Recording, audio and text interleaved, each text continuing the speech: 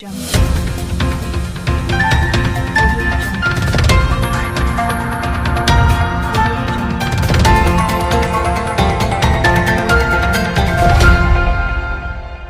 Jungle। कुर्सी है, तुम्हारा जनाजा नहीं है।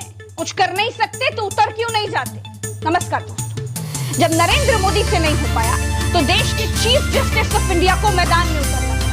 चीफ जस्टिस ऑफ इंडिया ने बिल्कुल साफ लफ्जों में कह दिया है कि अगर सरकार से नहीं हो पाएगा तो हम कार्रवाई करेंगे। बेटी बचाओ वाली निकम्मी और नकारी सरकार के प्रधानमंत्री मणिपुर में हुई मानव इतिहास की सबसे विभत्स, सबसे घृणित घटना पर कहते हैं कि वो क्रोध, उनका हृदय पीड़ा से भरा हुआ।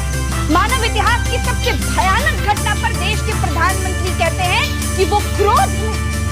इतने समय तक देश ने देख लिया कि जब जब देश प्रधानमंत्री से एक्शन की उम्मीद करता है ना, तब तब नरेंद्र मोदी रफू चक्कर हो जाते हैं। चाहे कोरोना हो, चाहे बिल्किस बानो का मामला हो, चाहे मणिपुर हो, हर बार प्रधानमंत्री नरेंद्र मोदी या तो दिल से माफ नहीं कर पाते हैं, या तो क्रोध में होते हैं, या तो इनका हृदय पीड़ा से भरा होता है। ऐसा लगता है कि देश ने प्रधानमंत्री चुनते समय गलती कर दी। देश को दो प्रधानमंत्री चुनने चाहिए थे, एक भाषण देने वाला, घूमने वाला, मन से माफ न करने वाला, और दूसरा एक्शन लेने वाला।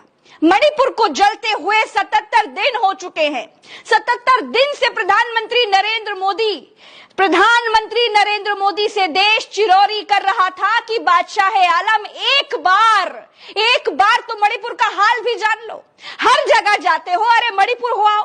हो सकता है कि देश के प्रधानमंत्री की अपील से ही मणिपुर की हिंसा थम जाए, लेकिन ना प्रधानमंत्री ने मणिपुर की तरफ देखा, ना ही मणिपुर का मां बोला।